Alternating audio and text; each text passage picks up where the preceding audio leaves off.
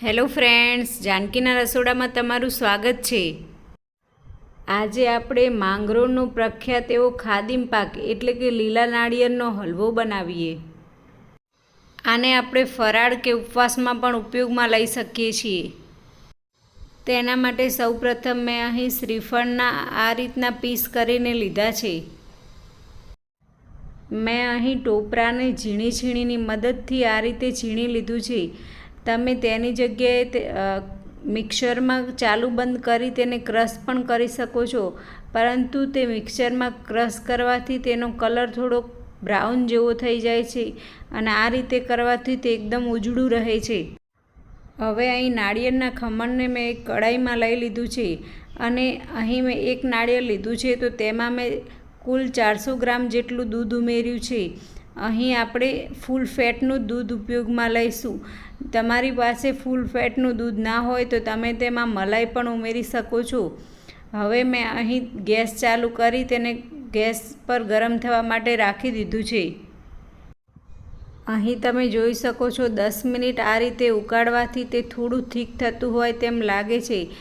જ્યારે આ ઘટ થવા માંડે ત્યારે તમારે આ રીતે તાવીતો કન્ટિન્યુઅસલી ચલાવો અને આજુબાજુથી જે મલાઈ ભેગી થાય તે આ રીતે તાવેતાની મદદથી અંદર મિક્સ કરી દેવી। આ રીતનો હલવો બનાવવો જેટલો ઇઝી છે એટલો જ ખાવામાં ટેસ્ટી બને છે। આ રીતની મીઠાઈ બનાવવામાં કોઈ એટલું પરફેક્ટ માપનું જરૂર હોતી નથી, પરંતુ જ્યારે તમને એવું લાગે કે આમાં દૂધ ઓછું પડે છે ત્યારે તમે થોડું વધારે દૂધ પણ ઉમેરી શકો છો।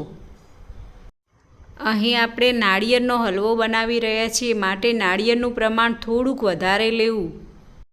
થોડીવાર વધારે મીડિયમ ફ્લેમ પર ગરમ કરતાં તમે જોઈ શકો છો અહીં આપણું દૂધ અને નાળિયેરના ખમણનું મિશ્રણ એક જેવું થઈ જાય છે અને આ રીતે આપણે હૂંફાળો આવતો જોવા મળશે। મીડિયમ ફ્લેમ પર થોડીવાર વધારે ઉકળવાથી આ રીતે થોડુંક દૂધ બળી જતું જોવા મળશે। જ્યારે અહીં હલવામાં થોડા જ પ્રમાણમાં દૂધ રહે ત્યારે તમે માવો, તમારી પાસે જો માવો ન હોય તો તમે તેમાં મિલ્ક પાવડર અથવા કન્ડેન્સ મિલ્ક પણ ઉમેરી શકો છો। અહીં મેં ગળ્યો માવો લીધો છે, તેને આ રીતે તાવેતાની મદદથી ભાગીને તેમાં બરાબર મિક્સ કરી લઈએ। મેં અહીં આ પ્રમાણે નાની વાટકી લઈ તે 1/2 વાટકી જેટલી ખાંડ ઉમેરી છે। તમે અહીં ગળપણ તમારી ઈચ્છા મુજબ રાખી શકો છો। વળી જ્યારે તમે આ રીતે કોઈ પણ મીઠાઈ દૂધ બાળીને બનાવો છો ત્યારે તેમાં થોડીક નેચરલ સુગરનો ટેસ્ટ પણ આવશે, માટે પહેલાં થોડી ખાંડ ઉમેરવી અને ચાખીને પછી બીજી ખાંડ ઉમેરવી।